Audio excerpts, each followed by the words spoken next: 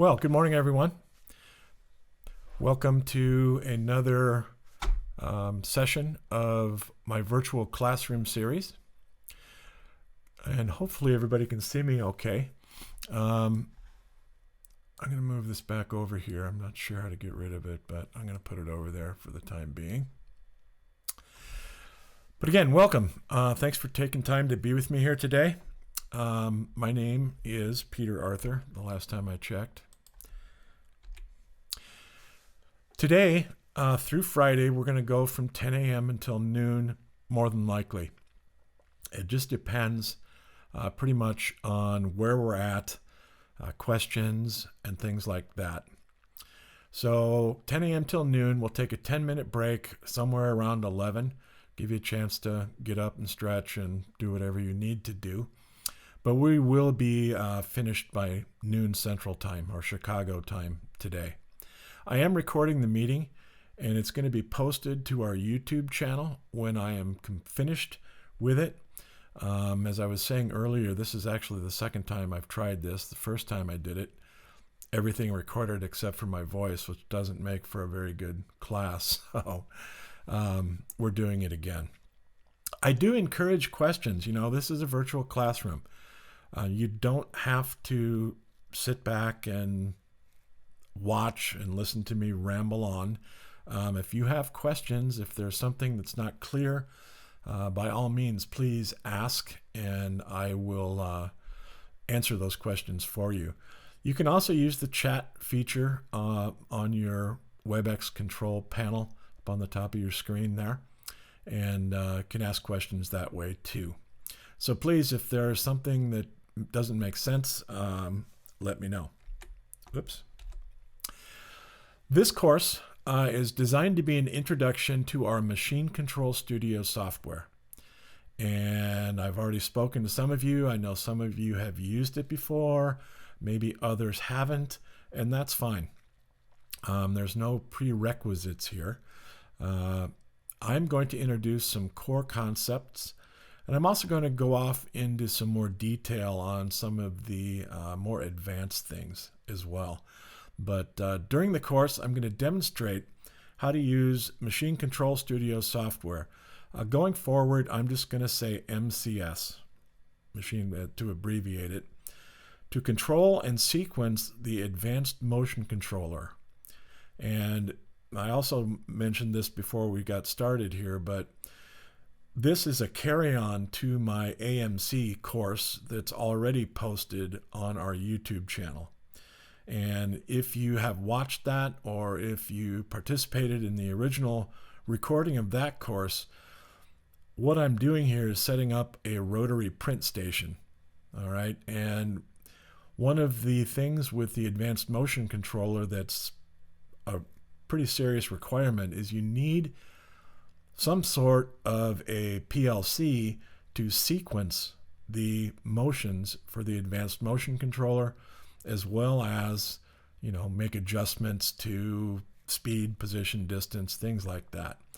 So this course is assuming that you've already gone through the AMC course, and this will be showing you how to set up a PLC program to control the motion controller.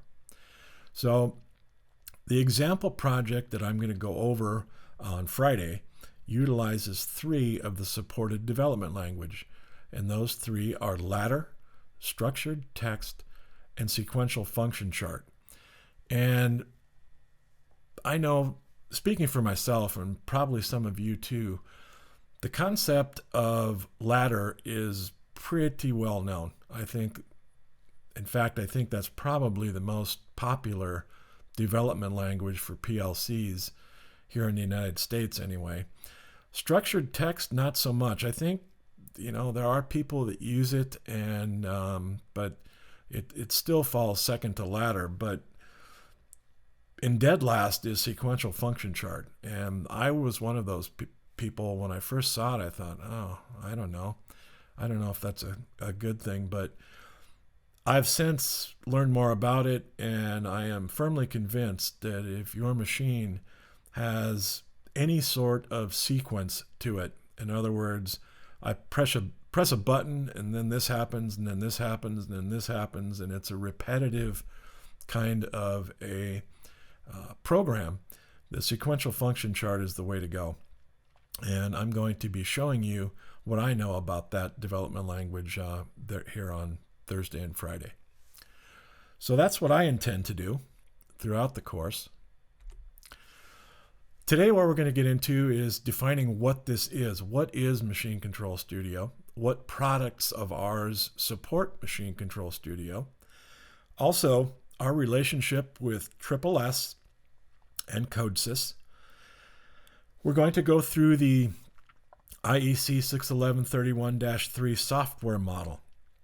And that is critical for your understanding of how this software comes together. So I'll be going through that, showing an example Machine Control Studio application. And in terms of hands-on, as it were, I'm going to show you the drive prep. Today we're going to look at Connect, and I'm not going to spend a lot of time on that, but it is important that the drive be commissioned in such a way that Machine Control Studio software is accessible. So we're going to look at that, and then I'm going to have two different Machine Control Studio projects that we're going to do today. Hopefully you guys have installed Machine Control Studio software, and ideally you'll have some hardware you can follow along, but that's not entirely necessary. So those are the things that I would like to go through. And again, if you have questions, if there are things that make no sense or need clarification, please let me know. Otherwise, I'm just going to charge ahead blindly. So with that, we're going to begin by defining what Machine Control Studio software is. And if you can see the diagram there on the right of this slide, this comes from SSS, the people who developed this software. And if you look at that diagram, you see there is a lot of stuff that SSS or CodeSys encompasses. Programming, HMI, safety, engineering, motion control, drives. So there's a lot to CodeSys. There's a lot of things that can be done with CodeSys. And Machine Control Studio software is a customized or vendor version, as it were, of CodeSys. There are a lot of people in the industrial automation arena that have adopted and are now using CodeSys. And some of the ones that come right off the top of my head are Wago, Festo, Turk, Banner, Yaskawa, and various derivatives. I think somebody mentioned Bosch Rexroth. They too have a derivative of Machine Control or CodeSys that they're using as well. So it is an integrated development environment, an IDE, and it is not unlike Siemens TIA Portal, for example, in the sense that you have at your disposal all the tools required to program the PLC, but you also have tags, quote unquote, for an HMI, and you can develop what CodeSys calls visualizations that are designed to be run on a touchscreen PC, for example, or a touchscreen screen that you can display, that you can mount onto an industrial computer, for example. Machine Control Studio doesn't support the visualization on our products drives that we have right now, but in the very near future, we're going to have some hardware that does support that. So we're kind of excited. But think of CodeSys as an integrated development environment that is used to create control applications for industrial automation. And again, it's created and maintained by SSS, Smart Software Solutions, and they are based in Germany. So what's our relationship to them? Well, What they do and what we have done is we have provided the CodeSys software developers with our communication drivers, our parameter libraries, functions, some of our custom editors, wizards, and what's called a runtime. And I've got a graphic coming up that'll show you what a runtime is. And we've provided all of those things to CodeSys along with our specifications for what our version of CodeSys is able to do. And the net result of that is Machine Control Studio. I'm going to be referring to CodeSys as we go along, but technically speaking, the software that we use is to be referred to as Machine Control Studio and not CodeSys, even though it is in fact based on CodeSys. So that's kind of how this relationship evolved. Why did we do this? Well, those of you who have maybe used some of our original or older products are aware that we had a software package called SIPT, which was a system programming tool, which was proprietary to us. And we've been involved in machine automation and machine controllers for a long time with various hardware platforms. And we've always used our own software. Well, one thing Control Techniques is involved in or very interested in is open source software. That's why we use Modbus. We try very hard to steer away from things that are proprietary. Well, naturally, CodeSys being a globally accepted programming tool, we are moving away from SIPT. It's still supported and we still do use it, but we're moving away from that proprietary into a more open style of development. So that's kind of the background. That's where our relationship with the people at SSS is. So what is this software for? Well, every machine that our drives get installed into, practically require and contain a device that's used to control the operation of the machine. You stick a drive on a machine, that's all nice, and I can put some push buttons on there. But unless it's a very simple machine, it's going to require a higher level of sequencing or whatever you'd like to call it, administration. So most machines have a PLC of some sort in there to handle the logic for the machine. The trade-off, of course, and this is really important now in the age of supply chain problems. CodeSys had been gaining steam, but it's even more practical now because it can be run on a lot of different hardware packages. So the PLC and software can be expensive, as if you've ever looked into that. And I'm not picking on Allen Bradley, I just threw that out there. But a typical medium-sized Allen Bradley PLC would be upwards of $5,000 to $10,000, just for the hardware. Well, we supply Machine Control Studio and the runtime to our customers free of charge.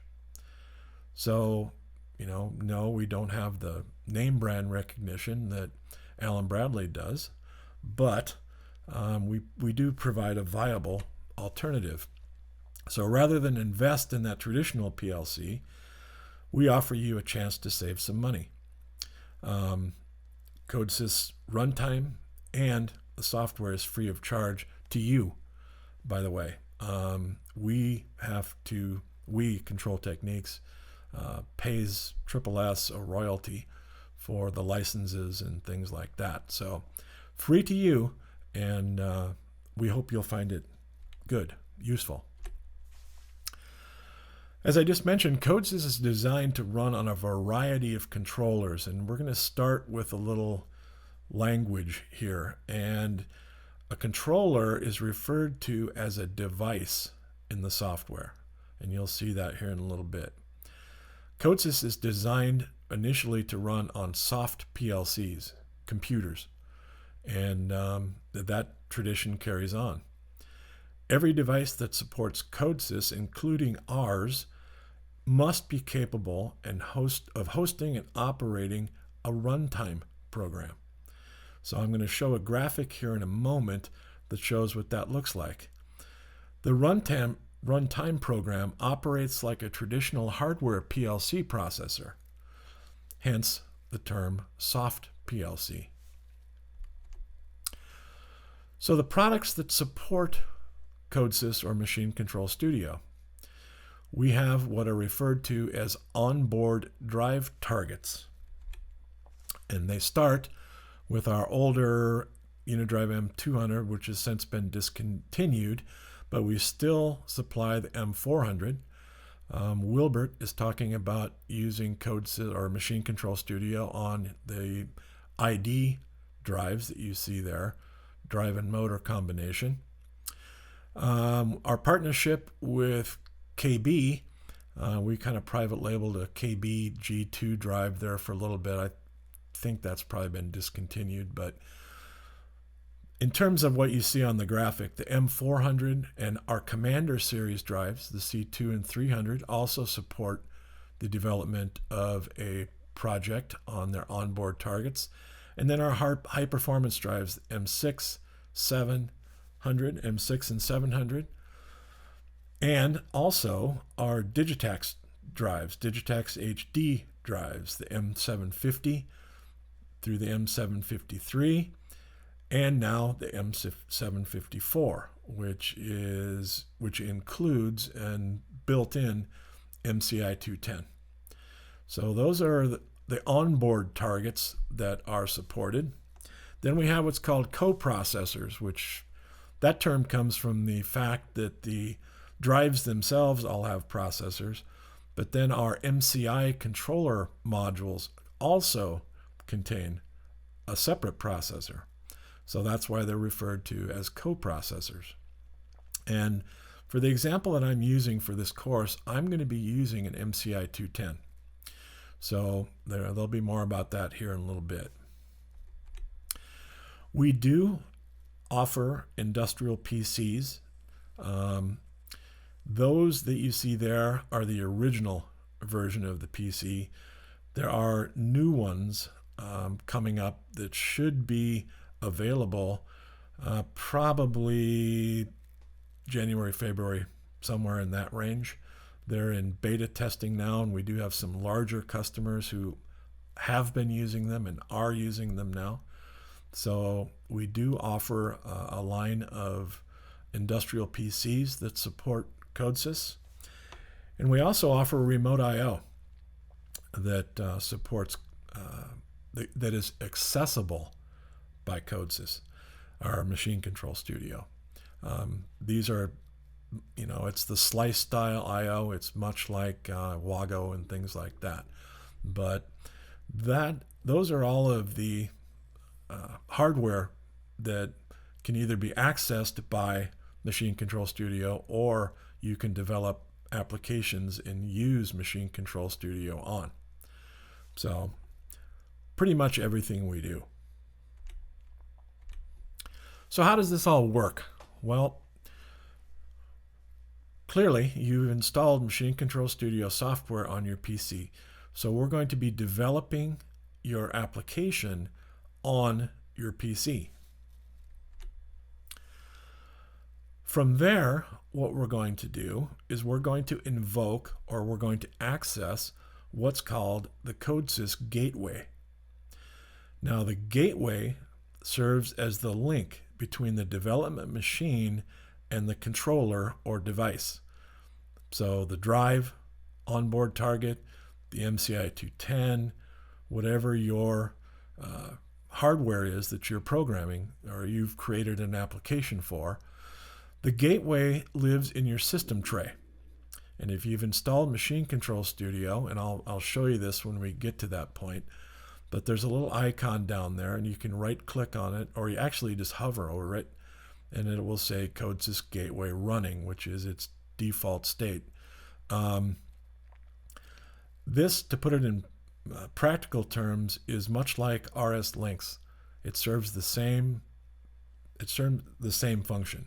It's just a communication manager between the software and the hardware. So we have a gateway that you see here. And then finally, here are the targets or devices.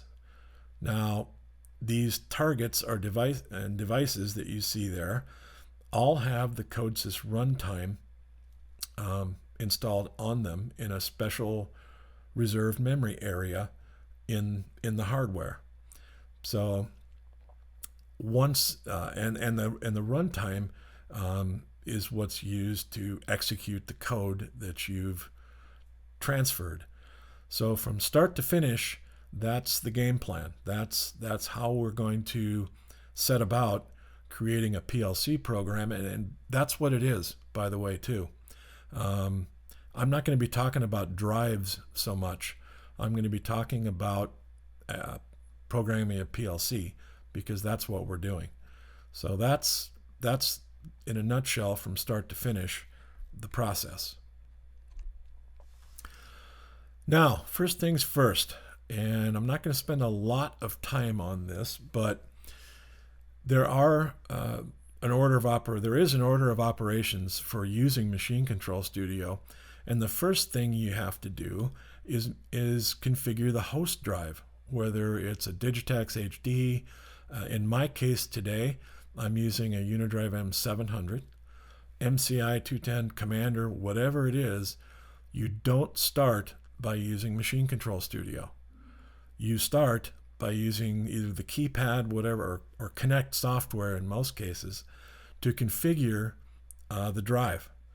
So motor data, motor feedback data, rotating auto tune, configure the I/O. Usually, Machine Control Studio is used to access the digital terminals on the drive or the sequencer functions. So in my example, and I'll show you that in a minute, my Connect configuration, I've cleared off the I/O. There's no run forward, none of that assigned to the I/O, because that's all being done from within a program in Machine Control Studio. Now, I've also configured the keypad display. Again, I'm using an M700. You can do the same thing with a Commander. Well, not entire. No, actually you can't. But I'm using the keypad on the top line to show the IP address of the drive. And on the lower line, I'm showing the motor position in AMC user units. Now, again, this is a carry-on from my motion controller class, so we're creating a servo system here. And one thing that's often overlooked is tuning. You know, I'm an old guy, so I'm from the days of turning potentiometers around to adjust speed loop gains and things like that. One thing that's commonly confused with our products is people see, oh, okay, well, I did a rotating auto tune, so everything is good to go. Well, that's kind of a misnomer. The auto tune really is more of an encoder discovery tool, as well as a commutation correction tool. It does nothing with the speed loop in the drive. So again, this is a servo system. So we have the current loop in menu 4. The auto tune makes adjustments to those gains, the current loop gains, and that's all it does. So that leaves the speed loop, which is in menu 3, proportional and integral gains there. And then finally, the AMC also has the position loop. So, you know, when all three of those things must be optimized to the machine that you and the physics of the machine that you are using. So I'm going to flip over to Connect here for just a moment and show you what my configuration looks like. So I'm going to go online here. I don't need to, but as you can see, it's an M700 MCI 210, right? So what I've done here, and I'll just look at a few parameters, right? So I've done my motor setup wizard, and I've set up my motor, right? The only thing outside of the auto tune that I adjusted in this menu is menu 5 parameter 18, which is the maximum switching frequency.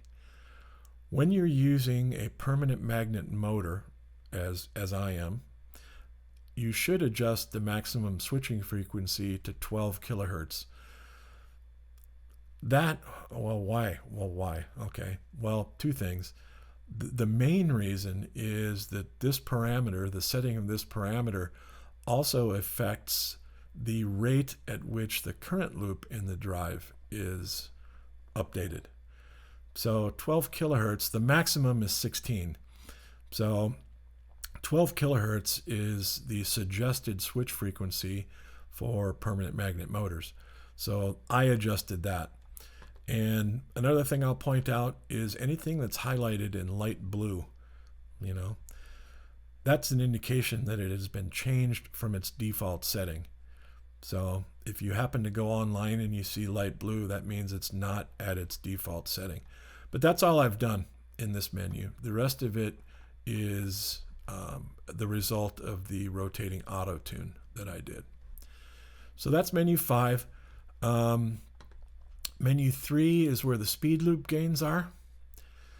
Now I'm not going to go through this here. I went through this in the AMC class, but you can see that I have gone through and I did an inertial test to measure the load inertia. I set my speed control setup method to high performance, and the only reason I could do that was because I did the inertial test to see what the motor and load inertia was. If I didn't have a value there in 318, I could not have used the automatic gain control, which I have set for high performance. So that's menu 3, and here's my encoder stuff down here. I've got an NDAT encoder on my on my motor, so I'm using an NDAT serial encoder. So that's what I did manually, right? This stuff was all at default after the rotating auto tune. So if you refer back to the YouTube where I went through this, you'll know how to go about doing the inertial auto tune and things like that. So let's look at digital I/O, right? So the only thing that I have here is I assigned the home switch for the AMC to one of the digital inputs on the drive, digital input 2 to be particular. The rest of it has all been unassigned. There are no sequencer functions on any of the digital I/O points.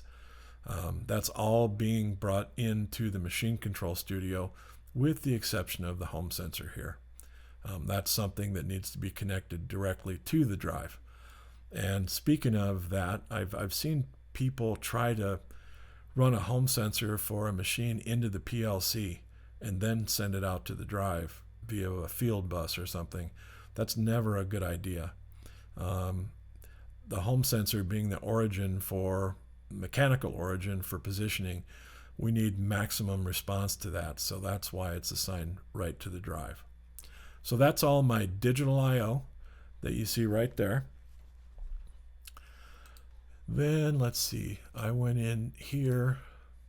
Here's where you set up the display for the keypad on the M700. So the top line shows my IP address.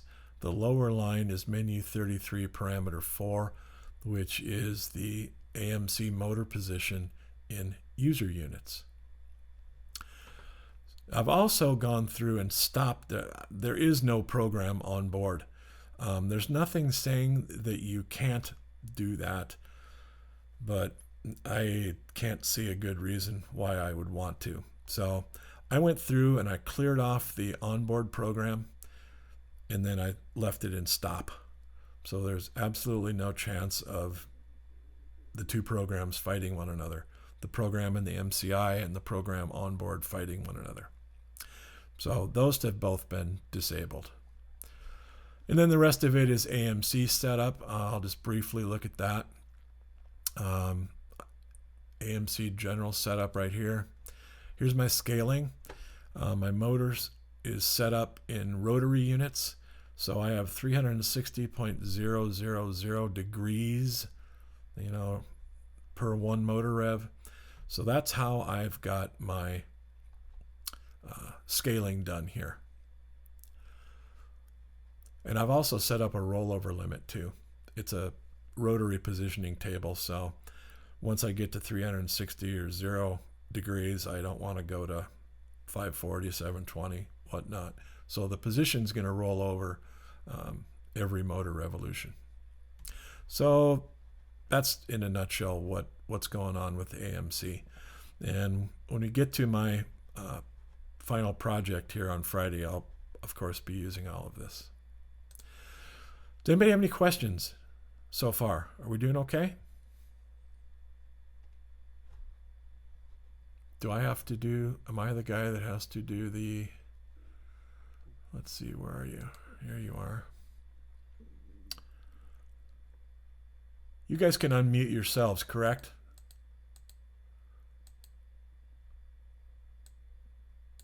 I hope so. Well, Wilbur, can you unmute yourself?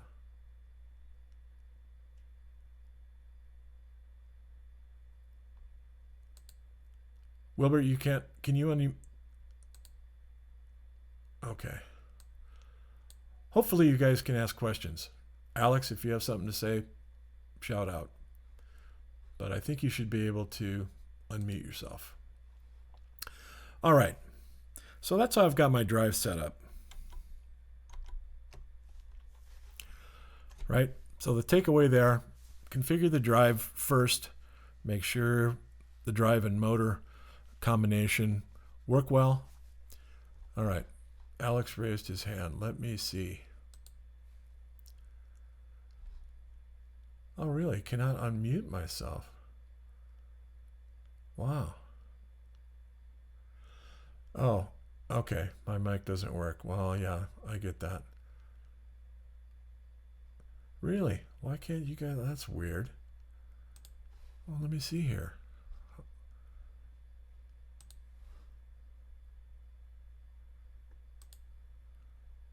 I'm just going to leave you guys unmuted.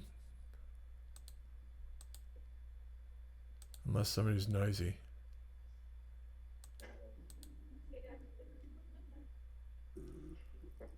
Wow, okay. Well.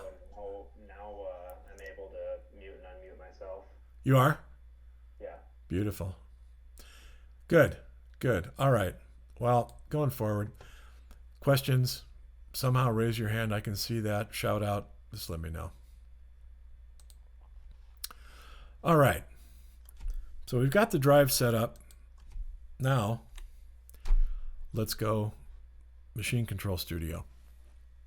What you're looking at here, you may or may not have seen this diagram before, but this is something that CodeSys people always start with. And this diagram shows the hierarchical software model that CodeSys uses. And this is really important. Now I'm going to try to define what this stuff means, and I'm going to show you how it relates to our version. But CodeSys is pretty stringent regarding how you go about developing what they call a configuration, right? So the upper level of any CodeSys project is called a configuration. Now, within the software itself, it's going to be called an application, what have you. But starting at the top, we have a configuration. So the darker shades of blue indicate lower levels. So any configuration, any CodeSys Machine Control Studio project is going to have at least one resource. Now the resource in our terms, or our use of CodeSys, is our drives or controllers or application modules. Those are referred to in the software as devices. So configuration contains a resource, which is the device that has the runtime installed on it. Now, within that device, and we're going to learn that there is a task manager. CodeSys is a multitasking operating environment. So in the device itself, there's going to be a task manager. And the task manager is charged with operating the tasks that are part of the configuration. So in this example, I have two devices or two resources. This could be drive 1, this could be drive 2, to put it in practical terms. And if I look, a task's job is to operate a program. Now I'm going to lay a term on you here that I'm going to be coming back to and defining again. But within Machine Control Studio, a program is a type of what CodeSys refers to as a POU. POU stands for Program Organization Unit. I'm going to turn on my fancy laser pointer there. There we go. Now we can see. So there are different types of POUs, Program Organization Units, a program being one type of POU. And if you look over here at this program, you're going to see that this program contains function blocks. A function block is another type of POU. So your program may or may not include function blocks, but that's just there for illustration. So the task manager controls the tasks. The tasks are charged with operating the programs. The programs can contain function blocks or not, but a program POU and a function block POU, they're all program organization units. Now you'll see kind of at this level, the resource level down here, a very large part of any CodeSys Machine Control Studio project are going to be global and directly represented variables. Directly represented variables are referred to as local variables in our implementation. Global variables are accessible by any resource and any program within the configuration. Now, I'm going to be going through this more in detail, but just to so you can see how this model comes together. So variables have access paths. So a global variable, any variable that's been defined as being a global variable, can be accessed by any program in any resource or device that's part of the configuration. R drives, notwithstanding, the same exact thing happens there.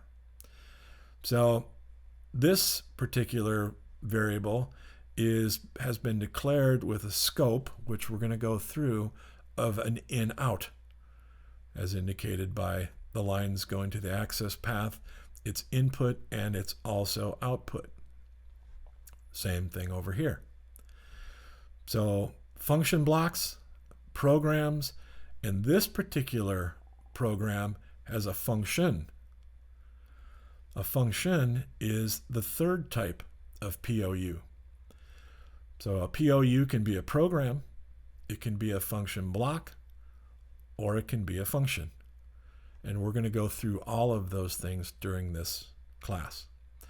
So applications developed using the software must adhere to this model. And you're going to see why here in just a little bit. Now, applying that practically, here I have a screenshot of an actual Machine Control Studio project. So to put the model in terms of our implementation with Machine Control Studio, it goes like this. The highest level of the hierarchy, the configuration level, is the name of your project or application. So we begin a project by giving it a name. So that's the configuration level. Now, as we flow into the hierarchy here, the Unidrive M700 is a resource, as is the MCI 210. Both of those devices have the CodeSys runtime installed on them. Now I'm going to be cautioning you as you go forward. It's very important that during development, and especially when you are especially when you are compiling your project, that you compile your project for the right device. The right device. What does that mean? Well, this is a newer version of Machine Control Studio in the sense that earlier versions of Machine Control Studio, there would have been an application level up here, just like you see here. So the compiler, unless I pointed it at the right application, I might have accidentally created a project for an MCI 210 and loaded it into the base drive, the onboard target. Newer versions of Machine Control Studio make that less likely. So the application level here supports your PLC logic. And the fact that the word application is in bold, and I'm going to show you when you get to the software how you can toggle that, that means that the application for the MCI 210 is the active application. So that when I go to build my project or compile it, the compiler is going to build it for this device, not this device. And that's very important, and I will be pointing that out as we go through. So then, as I mentioned a minute ago, we have a task configuration. There is the task manager right there. The task manager is at the application level, and I must follow the hierarchy in the sense that the task configuration contains, in this example, two tasks, a freewheeling task and an initial task. So the task manager's job is to operate the tasks, and the tasks in turn are used to operate programs. So here is a representation of a program POU, and if you have good eyes, you see the little icon there will kind of give you a clue as to the development language used to create that POU. That icon represents a sequential function chart. Here is another type of POU, and that's a function block. Now these folders I created manually. You don't, by default, those folders aren't there. So you will just see the POUs listed right under application. But I like to create folders to keep my stuff organized. So a function block goes in the function block folder. That's a POU. A function goes in the function folder. That's a POU also. And you'll notice the difference is called out by the label in parentheses. So that is a program POU. That is a function POU. And had I expanded that or had a function block in there, it would have said the name of the POU and FB in parentheses.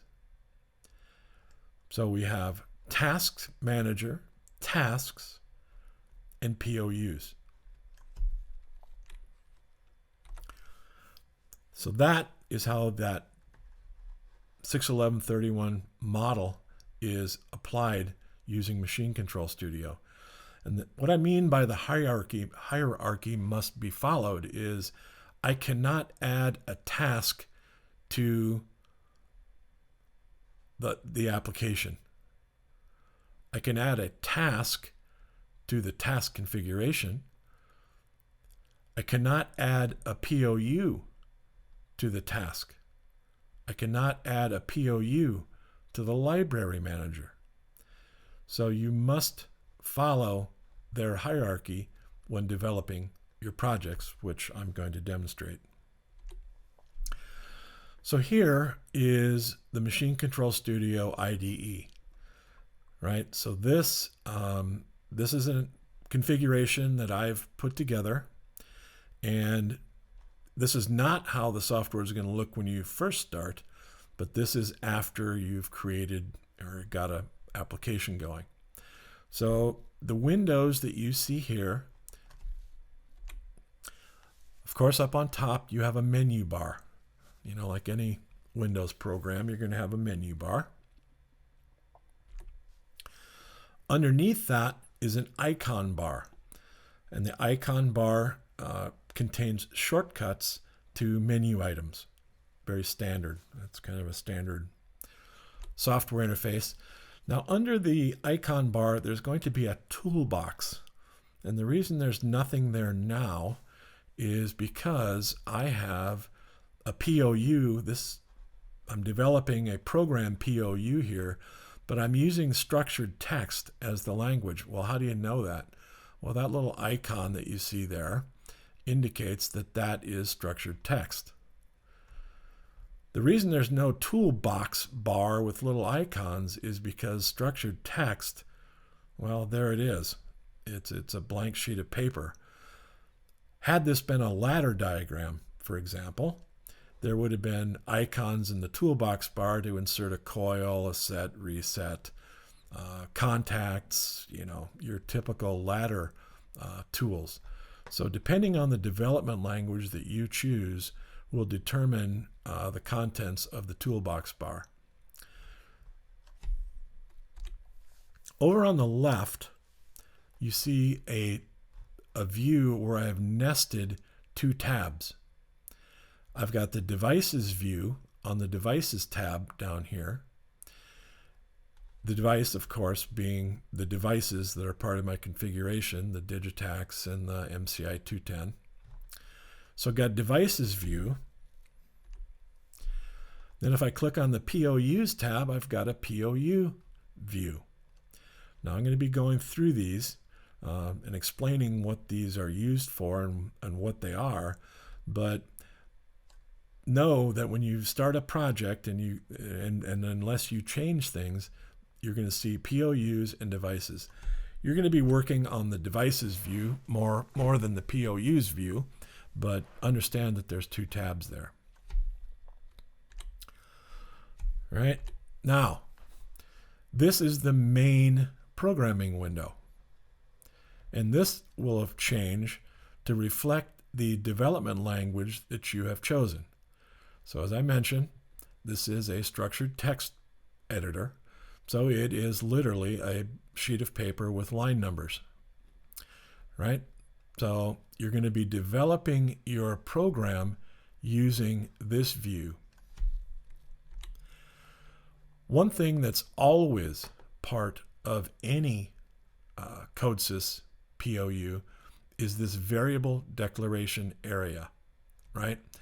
You can't get away from this. This is always going to be here, and here is where you're going to be defining and declaring variables that you're using as part of your program POU. Now we're going to go through all of this stuff, and well, not all of it, but a lot of what these terms are, var, nvar, and things like that. So the variable declaration area is up here. Now, if that is in your way, so to speak, and that's another thing I should point out, you have to have pretty good eyes to work with this software, which I really don't. But you see those two little arrows there? If I want to roll that up and just have my POU there, I can click on the up arrow, and that'll just shoot that up to the top here, and then there'll be a little bar. I can drop it down if I need to.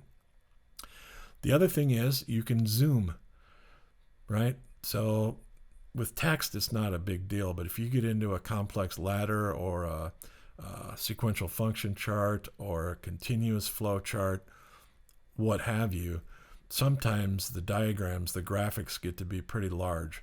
So you can use this zoom tool to zoom in and out if you should have trouble seeing everything. But this is where we're going to be doing most of the work. Over on the right, you have Properties and Toolbox. Now, there's nothing there now because I don't have anything going here.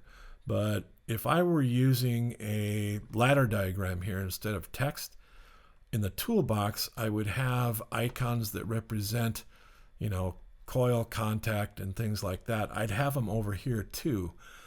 But the toolbox in a ladder editor diagram, for example, I'll also have access to some of the commonly used functions and function blocks, timers, counters, some of the statements, move, things like that. So I'm going to obviously be showing that as we go around. But that's the Properties toolbox, and it's tabbed also. So Properties and Toolbox, as you see there. Now down below, this is critical. This is the message window. And what you see down here are errors. So when we go to build or compile our project, here are where any errors are going to be shown. It's going to flag you to any syntax errors and things like that. So that's the most important tab of the message window. You've also got warnings and messages that will appear too. But the message window, especially when you're first getting started, you should leave that up because that's going to be where you're at. Well, that's going to be very important. And just like before, you can minimize that if you want to maximize the program development area. You can pin this stuff back. You can pin it back or you can drop it down so it's at the bottom of the screen.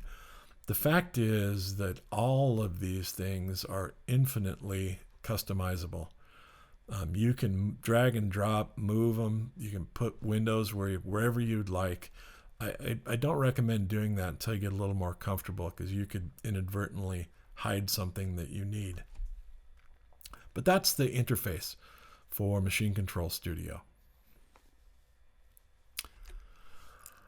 All right, I think now would be a fine time to take our morning break. So let's do that. I'm going to stop sharing. I'm going to turn off the recording. Before I do that, though, I'm going to ask around. Does anybody have any questions from what I've looked at so far? So far, so good here. All right. Good. All right. Well, I'm going to... Okay. What about safety? I'm sorry. Could you repeat that, please? What about safety? Safety. Well, in terms of what?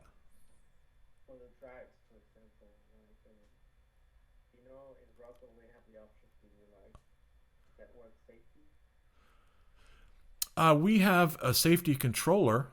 We have our MIS 200 and 210 and 250 safety controllers, safety modules, as it were, that can be added to an open expansion slot on the drive that supports, your PLC open safety function blocks, safe limited speed, safe stop, and things like that.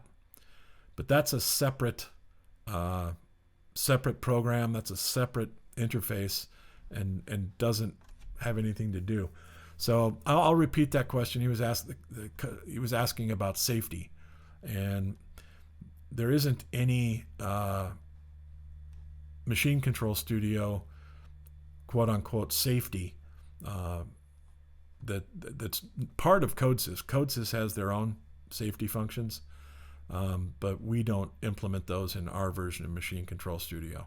So safety comes through the addition of one of our safety control modules. Thank you. Anything else? All right. All right, let's take a break, and I'll see you in 10 minutes. There we go. All right, hope everybody had a chance to get up and move around a little bit. I'm going to carry on with the presentation now. One thing that I feel is important and is sometimes overlooked, but I've just shown you that our products have what's called an onboard target, where I can develop and host a Machine Control Studio program on the drive itself. Well, that might seem attractive. The expense of the MCI, saving the expense of a module might be attractive, but here's some things you need to consider. And I was speaking to one of the participants today earlier about this. Source code for your application cannot be stored in the drive. So that means that if you have an end user that has a drive with a Machine Control Studio project on it, they'll have no way to debug or troubleshoot the application. The only recourse they'll have is for you, the developer, to send them your project file so they can open it up. They'll need to download it and go online. It's not very convenient. Further, if the host drive fails, the end user will not only need to have a backup drive parameter set, but they're also going to have to reload the binary file that's created when you compile your Machine Control Studio project, and that is only available from the person who created it.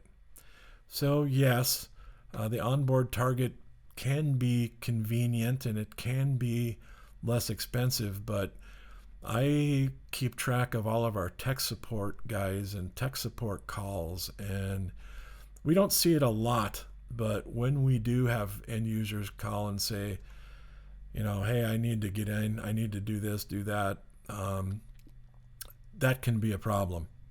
So for those reasons, I'm inclined to recommend the use of one of our onboard targets to OEMs only. And I would highly recommend that you utilize one of our control modules for doing your applications, which is what I'm doing right now. So just wanted to put that out there so you are aware. All right. Now, here we go. I'm going to open the software and we're going to start a new application. There are two ways to do this. You can use what we call a template that have been developed by our company, and that sort of is a faster way to get to the end when you're starting a new project. It's kind of a wizard, as it were. You can do that, or you can do it manually. So I'm going to begin by demonstrating the manual method, just so, once again, I can reinforce how the hierarchy has to be followed. So for the first project, we're not going to be using a template. I'm going to build a little project manually, and I'm also going to show you how to use the processor emulator. Machine Control Studio ships with a processor emulator that you can use to test non-drive related, which is important, non-drive related code. So I'm going to start by showing you that, and I'll also give you your first glimpse at a variable. So I'm going to switch over to Machine Control Studio now. And here it is. And I'm going to begin a new project. Now, what you see here is what's called the start page. All right. This start page is actually a web page, and it is served from one of our servers over in the UK at our engineering headquarters. So you can see there's live links and there's things here. This is, as it states, this is the news page, and you can go through and look at libraries. There's some good information in here. So that's called the start page. Now, what I'm going to do is start a new project, and there's different ways to do that. So I can go here, new project. I can go here, new project from network scan, open project, or if I have source code installed onto one of our MCI modules, and I'll go back to this, I can open the project archive and start, look at the project that's already been completed. So I'm going to come back to this probably on Thursday, tomorrow or Friday. But for now, what I'm going to do is I'm going to start a new project. Now, new project. Well, here we go. So here are all of the devices that support Machine Control Studio. So you see a commander. There's all of our commander drives. Digitex HD. Now there's two versions, the original or the newer one. We've had to switch processors because of the component shortages. So that's what V2 means. So if you've gotten a Digitex lately, it's liable to have V2, the V2 processor. So you need to make sure that you choose the right device. Going this way would use one of our templates. All right, and I'm going to come back to this with the next example. But for now, what I'm going to do is come right down here to projects. So projects, empty project. I'm starting with an empty project. So I'm going to give that project a name. And I'm going to say this is a emulator example 1. Let's give it a name. By default, these projects are stored in your username, documents, control techniques, Machine Control Studio folder. All right, so that's fine with me, and I'll just leave it at the default location, and then I'll click OK. Now it takes a while to get its thoughts organized here, and it's going to present me with my application. And there it is. Not very exciting at this time, but here's my devices and my POUs. Now, it's got them split out here, right? So if I want to organize these or make it look like the example I showed you earlier, I'm going to highlight this one. And when I do, you see that? I'm going to put it right there. So here's my tabs, devices and POUs, just like I showed you earlier. And you can do that with any of these windows. You can move them around to your heart's content. But again, I wouldn't recommend doing that just yet. So there's my devices. Well, I have no devices. So the first thing I need to do is add a device. Again, following the hierarchy. So to do that, right click. You're going to find that there are a lot of right clicks involved using Machine Control Studio. So I right click on the configuration, and I'm going to add a device now. Here are the devices, and they're organized by company. So PLCs,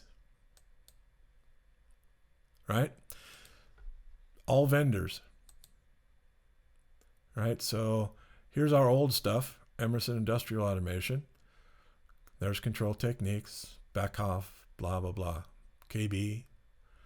So Nidec Control Techniques is the current version. But what I'm going to do is I'm going to use, from the PLC group here, I'm going to use a CodeSys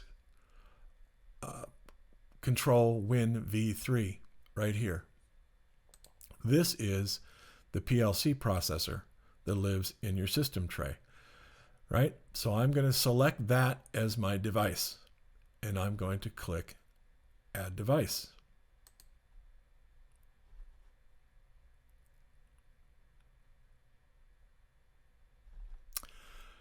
There's my device, right? That's a resource. That's at the resource level now. So my resource level contains this emulator. I'll close that. Now, where is that? Well, if you look at your system tray here,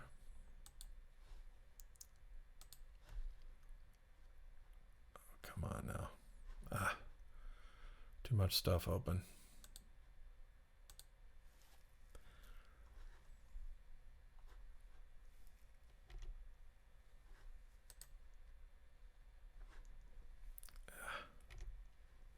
There. So now, if I come here, so I can get to my system tray somehow, hopefully I can do that. There it is. So if I come down to my system tray, here is my device, the CodeSys Control Win Sys tray, and right now it's stopped. You probably can't read that, that's pretty tiny. But I'm going to go ahead and start it. So I'm going to right click on that and click Start PLC, just like that. So now it's running, and it's going to run for 2 hours. It's got a time period, so it'll only run for 2 hours. Right? So that's what we're doing right there. We're started the system, the PLC emulator. Okay, back to Machine Control Studio.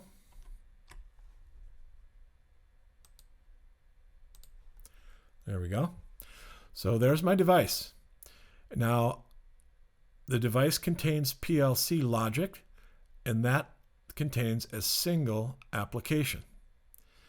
So what I need to do, first of all, is I need to add a task manager. Right now, all I've got is a library manager, and I'm going to hold off on showing you that till we get to our device. So we'll leave that alone for the time being.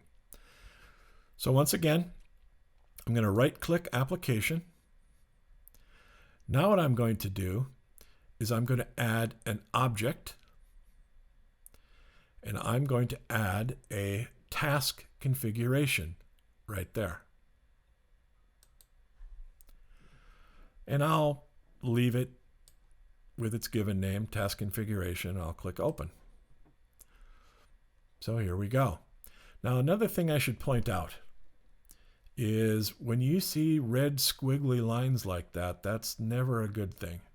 That means that the pre-compiler down here, which is looking after our application development, has detected that there's a problem. And if I hover over it, it says, well, there's no tasks defined for the configuration. So guess what? Now I'm going to add a task. And to do that, I will right-click again. I'm going to add an object. And notice the only thing I can add to the hierarchy at this point is a task. There's nothing else there. So I'll add a task. And I'm just going to rename this, and I'll call it background. Just like that. Now here are the properties for my task. This task type, rather than being cyclic, I'm going to have it be what's called freewheeling. Freewheeling is a background task. It does not have a defined interval. It's going to run as long as it's not being interrupted by another task. And I'll be going into that in more detail when we actually start a project for one of our modules. So that's good enough for now. Just freewheeling task called background. So there we go. So I'm just going to close that. I'm going to have to come back here again, and you'll see why in a minute. Right now, again, the job of the task is to control POUs. Well, I don't have any POUs yet. So once I add a program POU, I'm going to come back and add a call to that POU and associate that POU with this task. So, given that, the next thing I'm going to do is I'm going to come up now and right-click at the application level, and I'm going to add an object. But now what I'm going to do is I'm going to add a POU right there. Program Organization Unit. So I'm going to give it a name, and I'm going to call it counter. This is going to be kind of my hello world kind of thing. So I'm going to call it counter. Now here's, again, as I mentioned earlier today, here's where I choose the type. Is this POU going to be a program? Is it going to be a function block? Or is it going to be a function? Well, it's going to be a program. Here is where I choose the development or implementation language. So if I drop down the list, I'm going to use structured text for this. All right. So I'm going to choose structured text. I could have chosen any of the other languages, but for this little example, structured text. And then I'll click open. All right. So here's my program POU.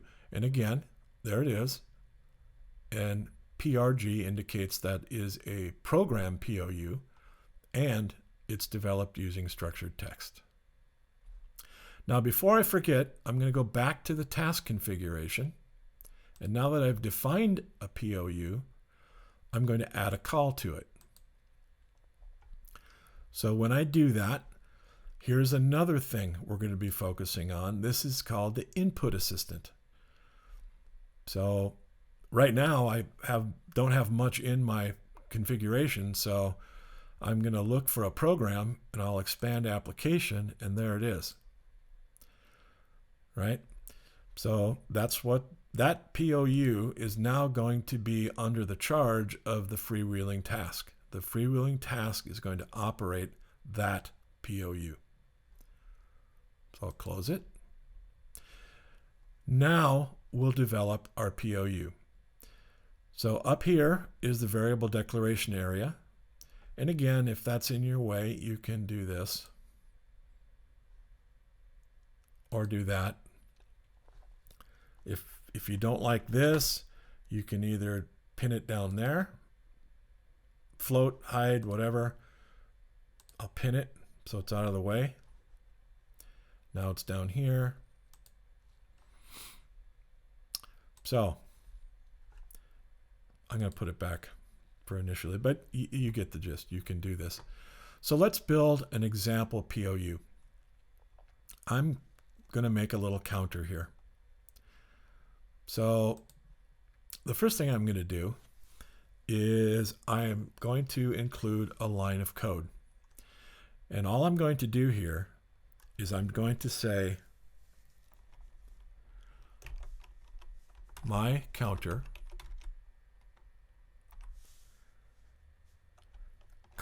:equals. Now I'm going to go into this in a lot more detail as we go along, so don't be concerned. :equal is the codesys method of equating one thing to another. You're going to see that there's a difference in how that is done. But :equal, my counter, :equals my counter plus 1. Right? Now I've told you about the red squiggly lines. So it shows 2 red squigglies there, so I have a problem. I'm going to tell you this now, and I'm going to tell you more as we go along. Structured text, you need to include an end-of-line character. And with CodeSys or Machine Control Studio, that is a semicolon. And if you look down here, here's the errors. It's found 3 errors already. Well, the first one it found is it expects a colon right there, or a semicolon, excuse me. So there we go. So that got rid of 1 error. But when I press enter, CodeSys or Machine Control Studio supports what's called the auto-declare editor. So this is essentially saying, do tell, what is my counter? Well, it's going to be a variable. And variables are defined by their scope, their name, and their data type. So that's where var and endvar come in. Var is going to imply that if its scope is var, this variable will be a local variable, which means that it can only be accessed from within this POU and by this device. And that's fine getting started. I'm going to show you global variables and some other variable types throughout the course of this course, but for now we're going to leave it at that. I'll leave the name alone, and then there's the data type, and we'll be covering this in more detail, but here are all of the supported data types with Machine Control Studio. So integer is fine, given the fact that I know that it's going to count up to 32,767 and roll over, which is the data type for an integer data type. Now I can initialize the variable to 0 if I want, or some other number, but for now I'll say initialize it to 0, and when I press OK, look what happens up above. You see that? The auto-declare editor inserted my variable in between the words var and endvar. There's the name, and this syntax is critical. Once you get the hang of this, you'll be able to just come up here and enter them manually without using the auto-declare editor. But for now, we'll just stick to the auto-declare. But if you're typing them manually, the syntax is the variable name followed by a colon, not a semicolon,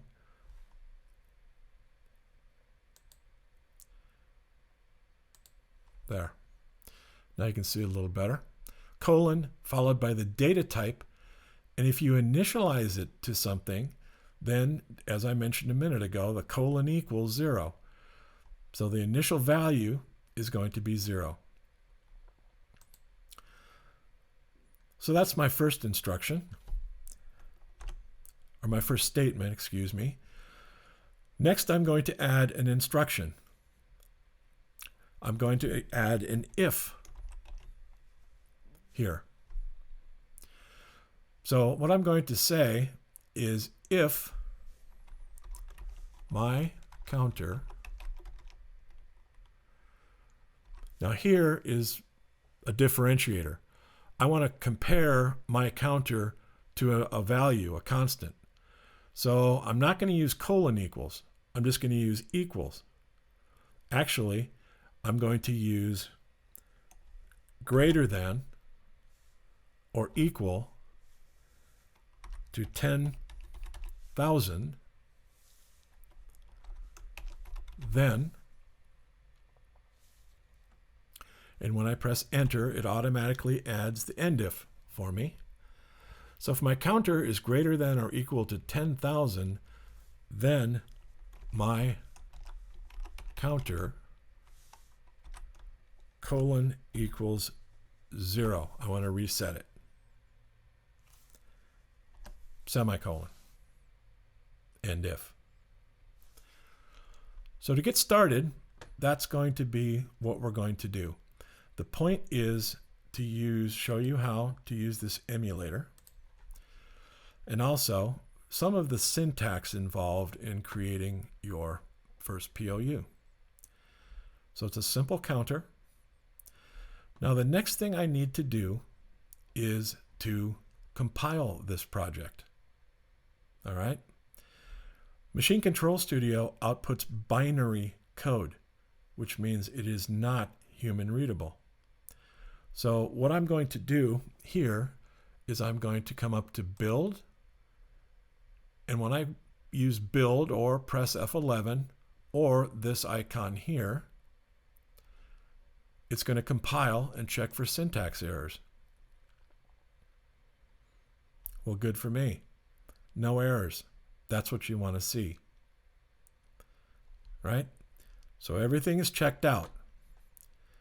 Now to transfer this down to the emulator, I need to invoke the gateway, which I do by double-clicking on the active device, which is right here.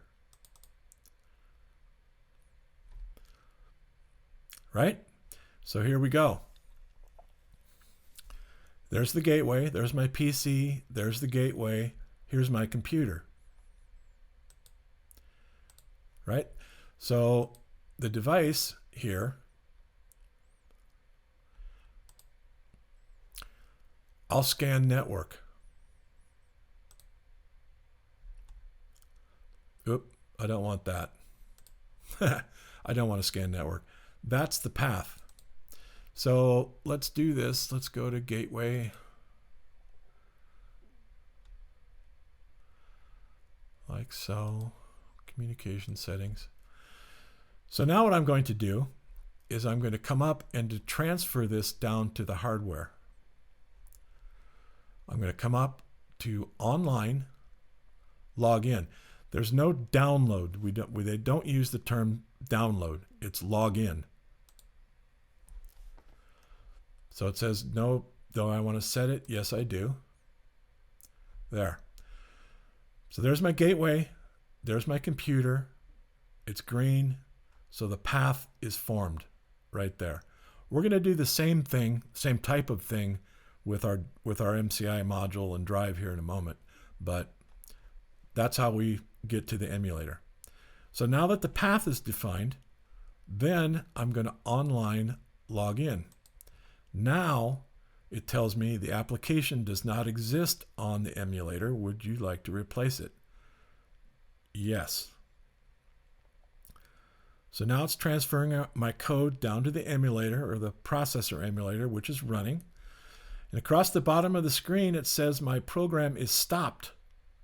It's loaded, but it's not running. So I'm going to run it by coming up to the icon toolbar here and click Run. Now let's go look at our program. And there it is. See it counting up? I guess I could have chosen a little different number than 10,000. It's going to take a little while to get there, but we'll let it get up to 10,000 and make sure it resets and carries on from there. So this is important too. When you're online, you can see the value of variables in the little salmon colored box next to the variable name. Oh, here we go. Boom. So my little project is working. Okay. So that's the processor emulator. That's something you can use to check math and do things like that. Now what I'm going to do is I'm going to stop that. So I've stopped my program now. And I'm going to log off. You cannot make changes to your program code while you are online with the device. Machine Control Studio does not support online code changes. You must log off, make your change, log on, and go. So that's the processor emulator. Now let's build our first project for the actual MCI 210 module using a template. So I'm going to save that project. I'm going to come up to File, New Project, right there. This time, I'm going to use hardware and a template. Okay, so again, I'm using an M700 and I have an MCI 210 in slot 3. So I'm going to come up to Application Modules, MCI, and there's two different firmware versions. If you've got an older module, you would choose Pre, but I have a newer one, so I'm going to choose MCI 210. I'll name this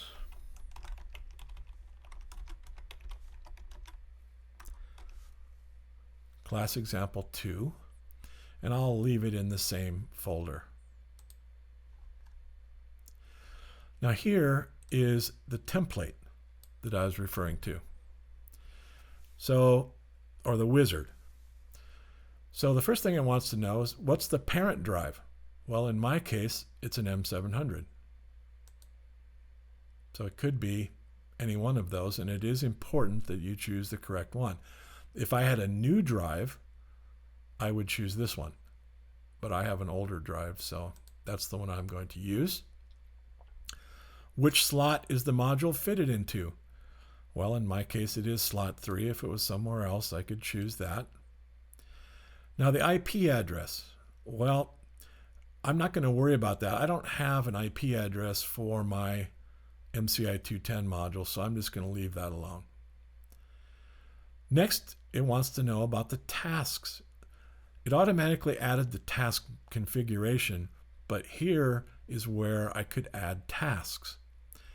So like before, I'm just going to stick with a freewheeling task for now. But what I'm going to do for our first example is, rather than structured text, we're going to use ladder diagram. So we'll come down here to LD. Don't forget to, if you blew by this and said okay and left it as structured text, we can go back and delete the POU and re-add it. But right now, what I want is a freewheeling task whose development language is ladder logic. Down here is how we'd configure PLC Open. I've got a whole training course on using PLC Open, so we're not going to get into that during this course. We're going to use the AMC instead. So if all things are satisfied, we click OK.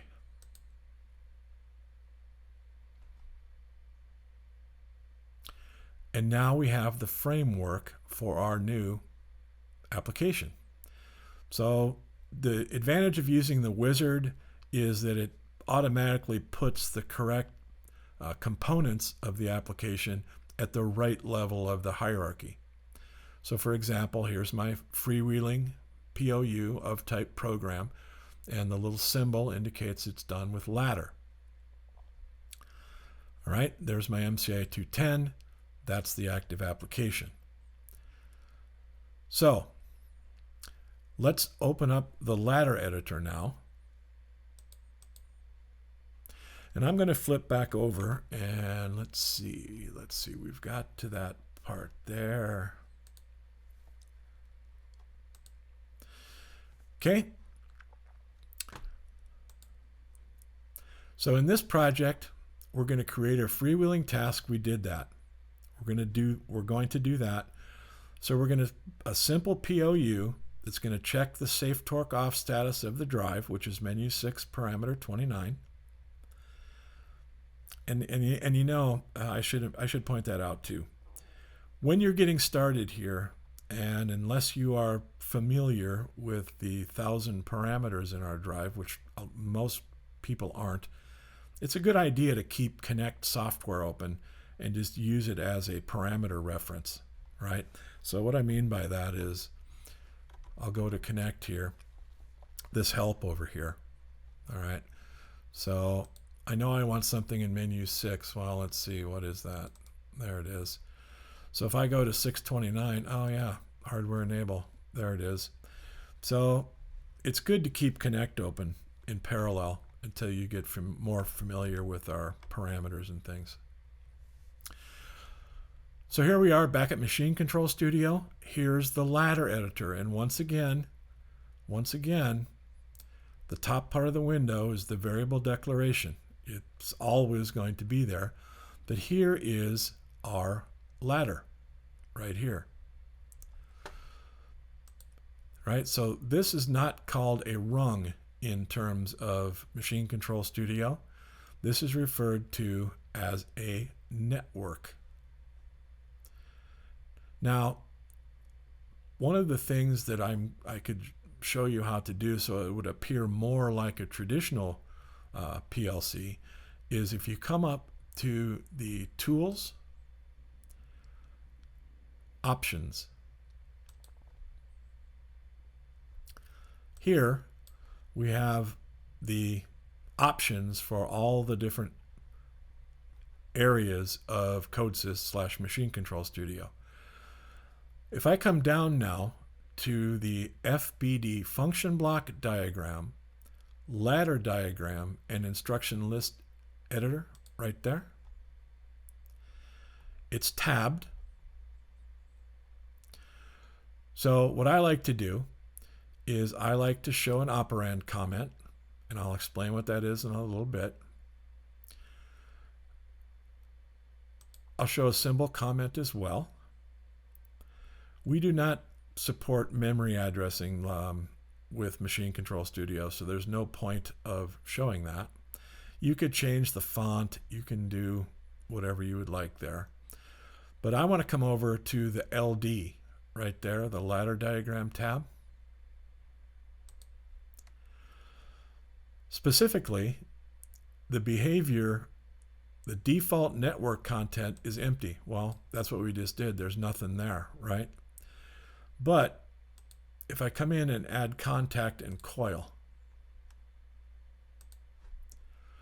and I'll just show you what that does. It doesn't affect that, but what it would do, I don't want to delete this, but if I were to start another ladder diagram, it would populate this network with a contact and a coil instead of being blank. But for now, what we'll do is we'll just add one manually. So the first thing I want to do is check the safe torque off contact. So I'm going to come up to the toolbar now, and I'm going to choose Insert Contact. And I'm going to click on it. So there's my first contact. Now, there's some important things here. First of all, you're given two lines for rung comments or network comments. This is the symbol comment, which I just enabled. There's nothing there now, and the reason for that is these question marks. The question marks indicate that Machine Control Studio needs to know what the function of this contact is. So if I click on the question marks, you'll see I get this little ellipse button right here. If I click on that, that is going to open the input assistant that we saw a little while ago, except now there's a lot more to it. So in the input assistant, I have categories, which is what's highlighted. And the categories are variables, which is what you're looking at here, or keywords. So what I want to do is I want to look at the status of menu 6, parameter 29. Well, that is going to be a variable, and it's going to be from the library, by the way, which I'll talk about this tomorrow. We're running a little short, so I'll come back, but these are libraries that are installed alongside Machine Control Studio. So again, I'll come back to that. CT-UNI-M is the main library, okay, and you'll see why in a minute. If I expand CT-UNIM, you're going to see things like this. AMC cam table, that's our motion controller stuff. So here are groups of text-based variables. And if I scroll down, it's all in alphabetical order, anything to do with analog I/O. But you'll notice it's spelled funny. That's my European friends there. Analog, application menus, digital I/O, frequency ramps, frequency references. But if I keep going, oh, now I get into M. What is all this? Menu. These are the drive menus. And again, another reason to keep Connect open. Menu 1, 2, 3, 4, 5, and 6. Now, these are all the menus, including the AMC. So why do we have AMC groups up here? The thought was that these text-based groups are for those people who aren't familiar with the menu structure. So they wouldn't know, for example, to go look at menu 37 for the electronic gearing. So that can be accessed from there or M37, either place. But I want menu 6, so I'm just going to click on menu 6. There. Here is the documentation. These are all of the elements or parameters that are part of menu 6. So as I scroll down, you'll notice that they are preferenced with a P. So the way you reference menus and parameters in Machine Control Studio is menu.p for parameter. And here I want menu 6. So if I scroll down here far enough, okay, let's see, what is parameter 29? Ah, there it is. Hardware enable. See it right there? So let's expand menu 6. And I'll move down now to P029. So that's menu 6, parameter 29. And I'll double click on it like that. And then to add it to my network, I'm going to press enter. Now, that is the symbol comment that we just enabled. Right? So you can do that. I can also add my own description here. You notice if I hover above that, I get a line just like I do here. I'll add a comment. We're going to cover this in detail too.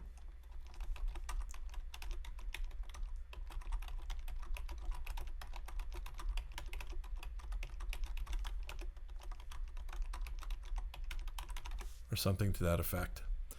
But this might be a wire number.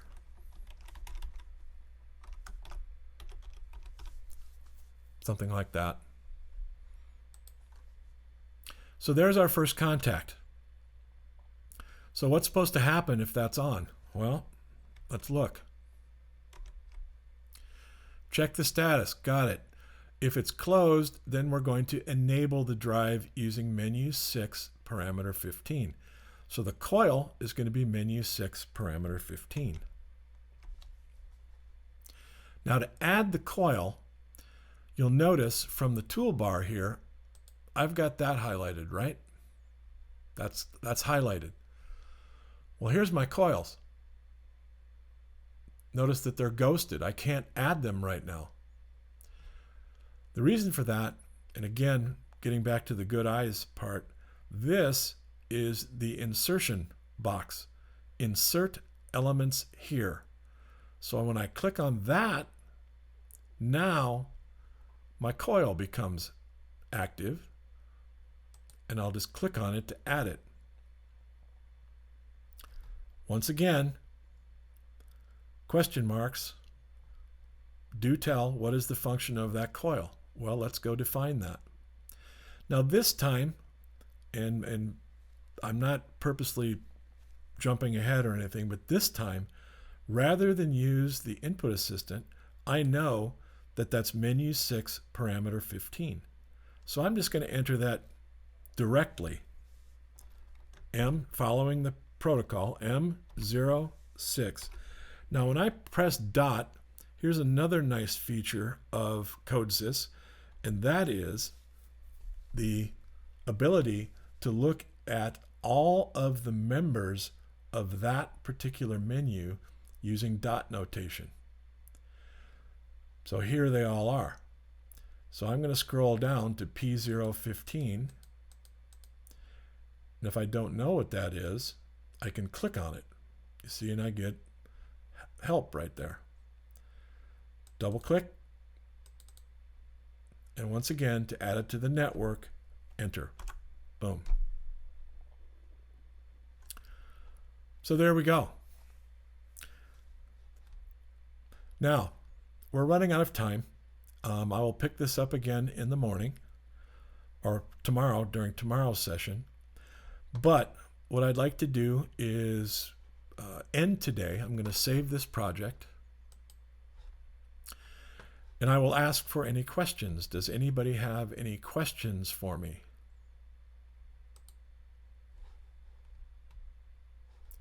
You can chat, you can unmute yourself, whatever you would like to do. So, quick one, easy one. Up by the contacts toolbox, there's insert contact, and then there's one with like an arrow above it. Insert contact, parentheses, right? What does that mean? Good question. The question was on the toolbar, what does the contact with arrow mean? That would allow me, if I click here,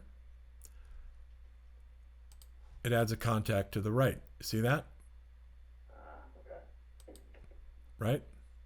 So along those lines, I can do that. And we're going to do more of this, of course, but I can add parallel contacts. These networks can be as elaborate as a traditional PLC if, you know, they can resemble a traditional PLC very simply. Any other questions?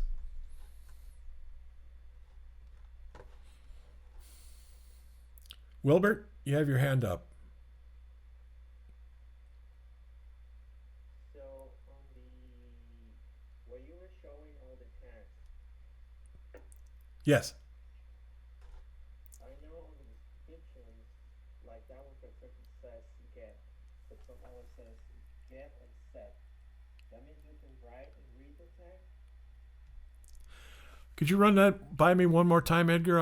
I'm having a hard time hearing you there. So you know, like on the description, we can see that it says get, right?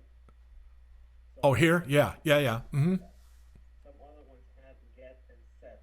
Mm-hmm. That means you can write and read the tag Yes. information. Okay. The question was this get. Some parameters are get and some are set. Well, in this context, what that means is get means I'm looking for the status of that particular parameter. This particular parameter I cannot write to, right?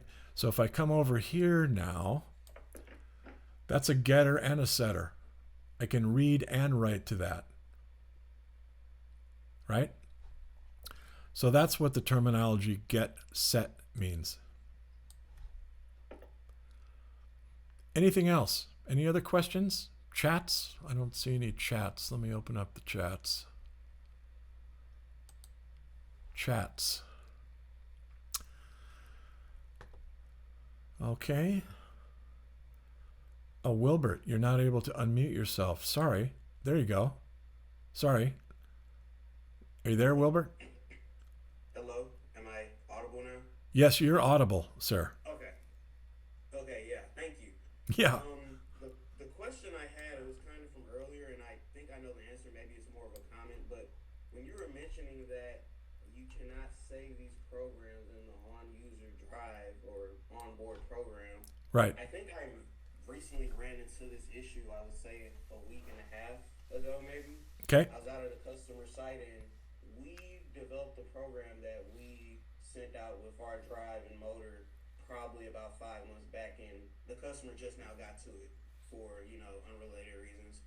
But he was attempting to actually run it, and he was running into some issues. And my first thought initially was to try to log on and see the program at the customer site, but I noticed that I wasn't able to, and I wasn't sure if the program wasn't loaded at all, or the fact that I didn't have the program that we loaded in, that specific one, up. That is a perfect example of the difference between onboard program and MCI module.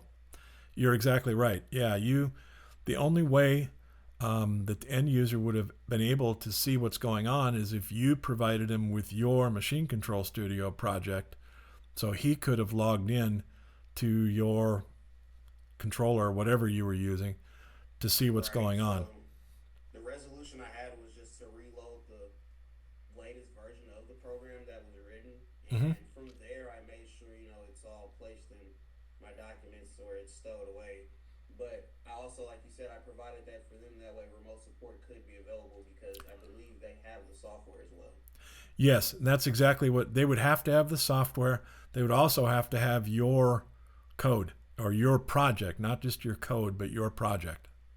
Right, right. Okay. Yeah, the project, yeah. Okay. That was the question I had from earlier. And I think the other question I had was in reference to the menus and parameters. Mm-hmm. I'm used, my first language that I learned was ladder logic, but since working for NEDEC, I've learned structured text, and that's typically what they go with. Mm-hmm. Is there a difference in how we're able to use those global variables from ladder logic to structured text, or is it a one-on-one use case kind of thing? No, you can use global variables with any of the development languages. Okay, okay. Because I found myself, I think I might have been making my job harder in the past year by creating variables and then assigning those variables that I created to the the parameters and menus, when essentially I probably couldn't just use those, because that's all I was trying to do. I would rename the variable whatever that parameter was. Yeah, no, yeah, Okay, I'm going to get in a lot more variables and a lot of that tomorrow. So you'll see a lot of examples of different kinds of variables tomorrow. okay, okay. Those are the two questions I had. Thank you. You're welcome.